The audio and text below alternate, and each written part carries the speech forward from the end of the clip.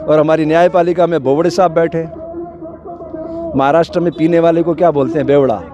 तो बेवड़ा है वो। चीफ जस्टिस ऑफ इंडिया के लिए बोल रहा हूं मैं, बेवड़ा है वो। इतने दिनों से किसान आंदोलन कर रहे हैं, उसकी नींद नहीं खुल रही है। प्रधानमंत्री को तलब करना चाहिए था उसने, उसका विशेषाधिकार है, सुप्रीम कोर्ट का जज है। प्रधानमंत्री इंदिरा गांधी को जेल भेज दिया गया था, ये नहीं कर सकता है क्या? इतना अत्याचार कर रहा है वो आदमी और तमाशबीन बन के देख रहा है और ऑर्डर कर रहा है। तो क्या कर रहा है? आपको अधिकार है बोलने का, लेकिन आप न्यूसेंस क्रिएट मत करना। अरे भाई, हे बोबड़े सुन, 4 साल तक सैनिक वहां बैठे रहे जंतर मंतर पे, क्या किया तुमने? कुछ नहीं किया तुमने। तुम्हारे 4 जज आए कि सब कुछ ठीक नहीं चल रहा कॉलेजियम में, उसके बाद तुमने क्या किया? वहां बैठ करके वो कर रहे थे वही किया। रंजन गोगोई तीसरे दिन राज्यसभा का मेंबर बन गया।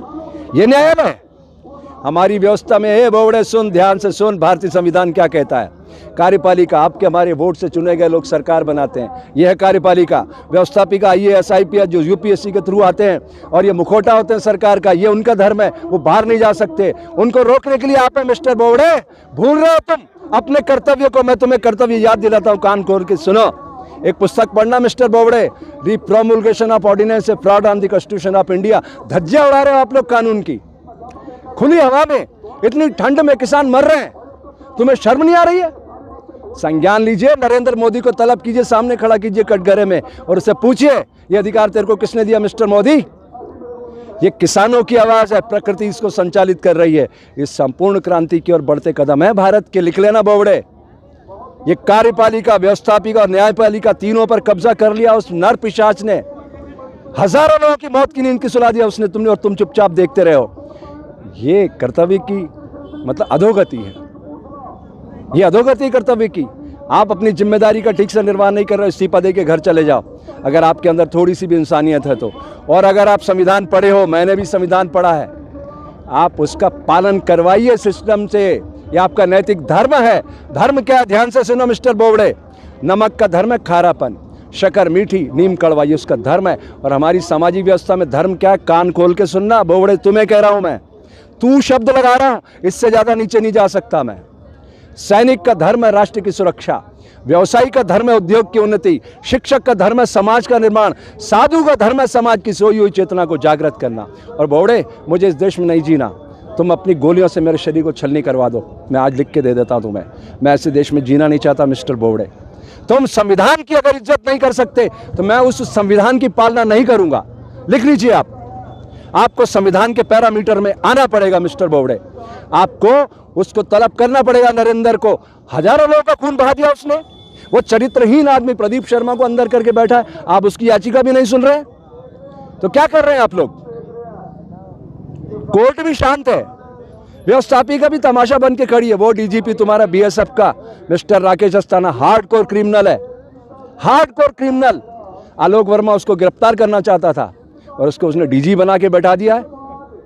आप ऐसे तमाशबीन बने रहोगे तो मुझे फिर शर्म आ रही है। इस पद पे मत रहो आप, छोड़ो इस पद को, और पद पे बैठना तो उसके साथ न्याय करो। ये प्रकृति हिंसा का फल दुख, दया का फल आनंद बरसाती रहती है। देखो ये जंग बहुत दूर तक जाएगी बोबड़े जी, ये मैं कह रहा हूँ। ये शुरुआत हो रही है। ये किसान आंदोलन नहीं लड़ रहा है, ये प्रकृति आंदोलन लड़ रही है। और हम साधु बने मर करके, हमें कोई फर्क नहीं पड़ता। हम लाश को आप कहीं लटकाओ, दफनाओ, इसको छलनी करो, कोई फर्क नहीं पड़ना। हम तो मर के साधु बने हैं। मैं सारे साधुओं से मिला, सब डरे हुए हैं कि ये तो पिशाच आदमी है, हमें मार देगा। कंप्यूटर बाबा को 151 में कई दिनों इंदौर पुलिस ने बंद रखा। शिवराज सिंह ने, पुलिस ने किसानों पर गोलियां बरसवाई पुलिस के द्वारा मंदसौर में।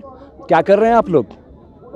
व्यापम में हजारों लोगों को मौत की नींद सुला दिया उस शिवराज ने, कंस के रूप में है वो। तो न्यायालय का ये धर्म तो ठीक बात नहीं है। मैं आपसे अपेक्षा करता हूं बोबड़े जी, खुद के ईमान को जगाओ और पढ़ो संविधान को कि प्रकृति आपको क्या संदेश दे रही है।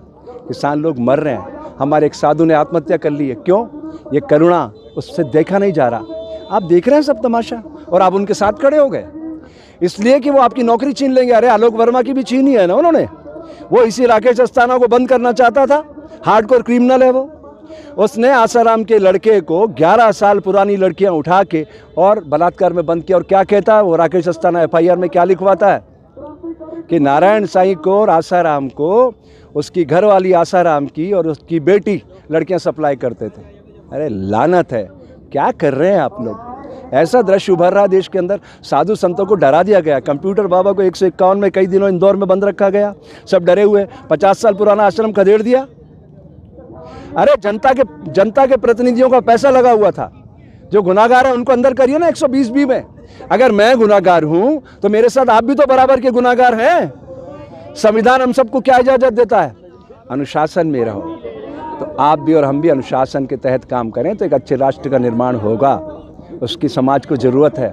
ये अन्नदाता MSP के लिए लड़ाई लड़ रहा है, मिनिमम सपोर्ट प्राइस के लिए। क्या इसका अधिकार नहीं है? भारत की आत्मा गांव में रहती है। मेरे देश का किसान चट्टान की अट्टालिकाओं को फोल कर धान उपजाता है। उसके हक में आप नहीं खड़े हो सकते तो फिर आप कौन से देश में, कौन सी दुनिया में रह रहे हैं? अरे ये बैलगाड़ी के युग में हिंसक पशु ले जाना चाहता है भारत को, और ड्रोन पे दुनिया उड़ रही है। जापान में 1945 में बोबडे जी हिरोशिमा नागासाकी पे बम गिरा था। कोई आत्मचिंतन किया उन्होंने? 64 में बुलेट ट्रेन आई, नो डिले नो एक्सीडेंट। ये होती है प्रशिक्षण की ताकत। अगर आप देश से प्यार करते हैं, अपने बच्चों से प्यार करते हैं, अपने आने वाली नस्लों से, तो सुधारिए इस सिस्टम को। आपके पास मौका है। आज आप हैं, कल नहीं रहेंगे। लोग आपका इंतज़ार कर रहे हैं, आपसे बहुत अपेक्षा कर रहे हैं। अरे ज़्यादा से ज़्यादा आपका क्या करेंगे? आपको घर बैठा देंगे ना। इतिहास आपका स्वर्णाक्षरों में लिखा जाएगा।